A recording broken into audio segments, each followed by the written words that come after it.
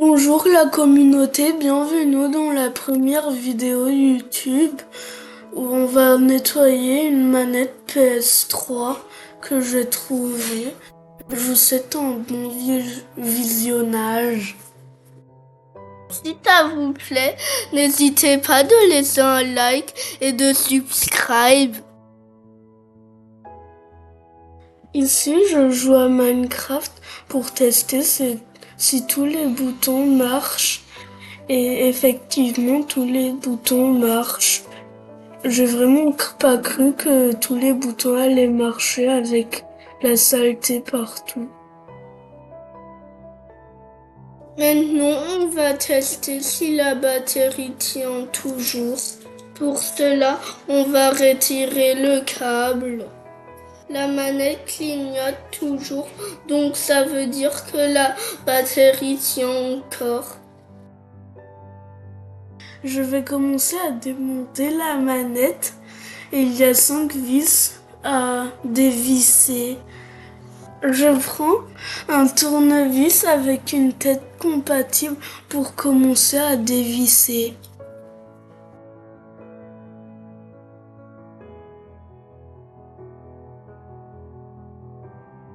J'ai eu du mal à dévisser à cause de toute la saleté.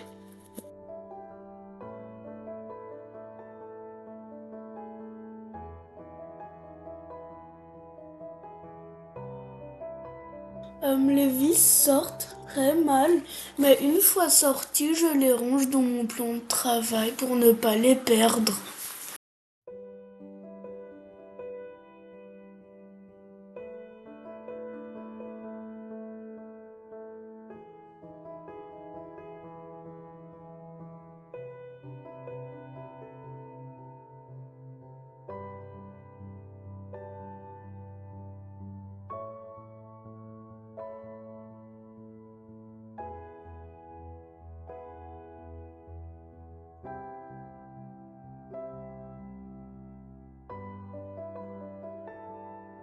Tous les vis ont été dévissés, mais ils ne sortent pas de leur trou, même si je tape sur le plomb de travail. Maintenant, je prends un outil pour séparer les deux parties de la manette. Le bouton L1 est déjà tombé.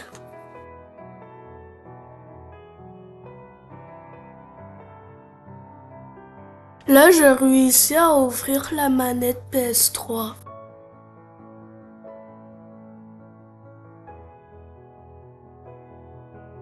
Maintenant, on peut retirer les boutons L2, R1, R2.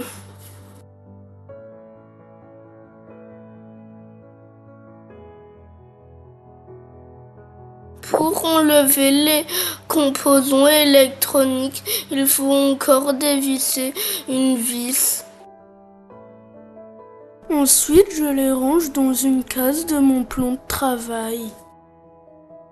Maintenant, je peux retirer la platine principale.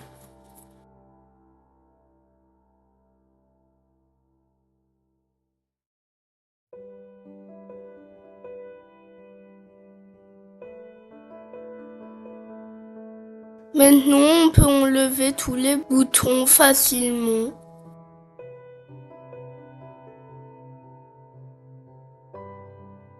Il reste à enlever le joystick. Maintenant qu'on a séparé l'électronique du plastique, on peut nettoyer tous les composants en plastique. C'est quoi ce truc? Il y avait même des insectes à l'intérieur. Pour nettoyer les parties en plastique, il faut utiliser de l'eau et du savon tout simplement.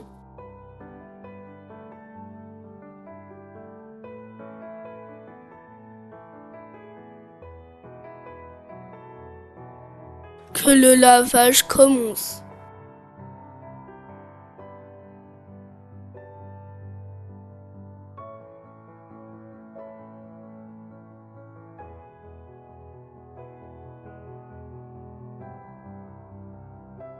Nous pouvons utiliser les vieilles brosses à dents pour nettoyer la saleté.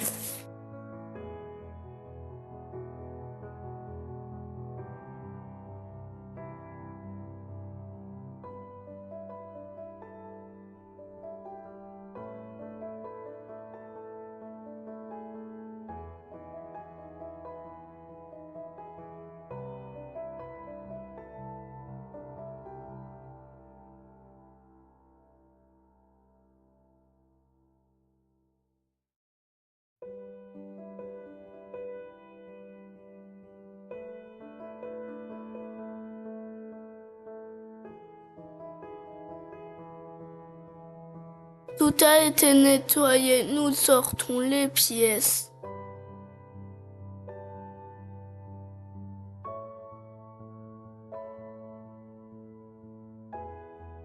Nous séchons les pièces propres avec une serviette. On ne peut pas tout nettoyer avec la serviette parce qu'il y a des petits trous où l'eau est rentrée. On ne peut pas laisser l'eau, sinon ça va rouiller les circuits électroniques. Nous ramassons toutes les pièces, les déposons au soleil pour laisser faire le soleil son travail. Entre-temps, on va nettoyer le composant électronique.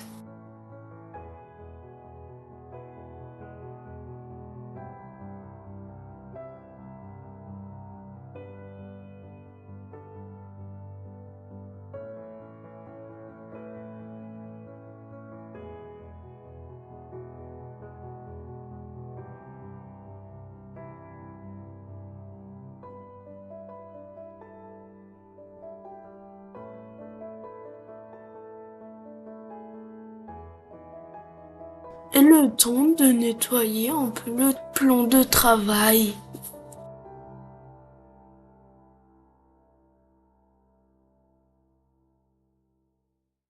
Two hours later. Les pièces sont bien séchées, c'est l'heure de les ramasser. On est de retour à notre plan de travail pour remonter la manette.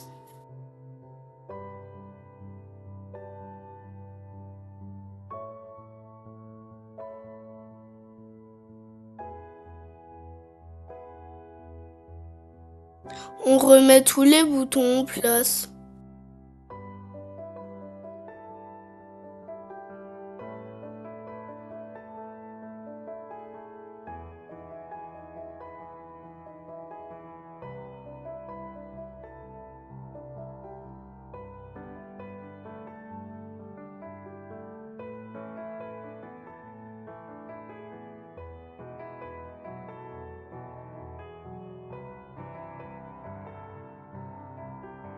Y a une pièce, on n'a pas du tout compris comment la mettre dans la manette, du coup ça a mis un peu longtemps.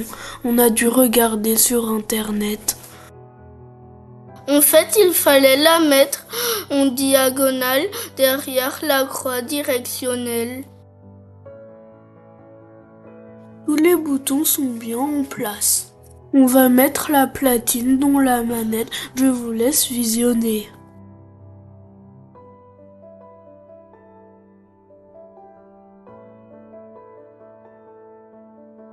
On fixe la platine en remettant sa vis. On remet la fixation de la batterie pour la poser dessus.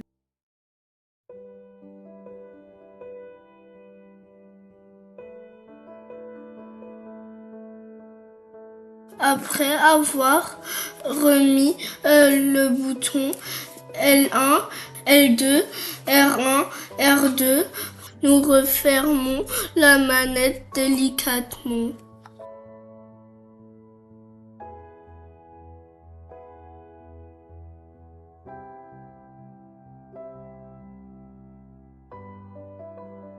La manette est propre et comme neuf. Il ne reste que à revisser les 5 vis en arrière.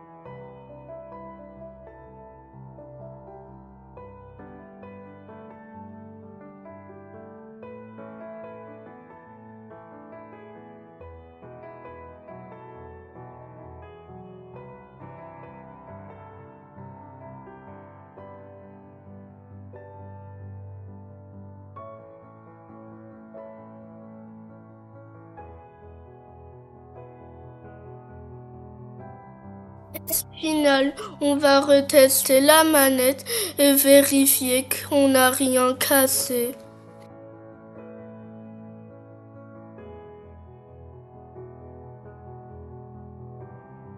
Et tout fonctionne parfaitement. Merci d'avoir regardé cette première vidéo YouTube. N'oubliez pas de vous abonner et de lâcher un like s'il vous plaît.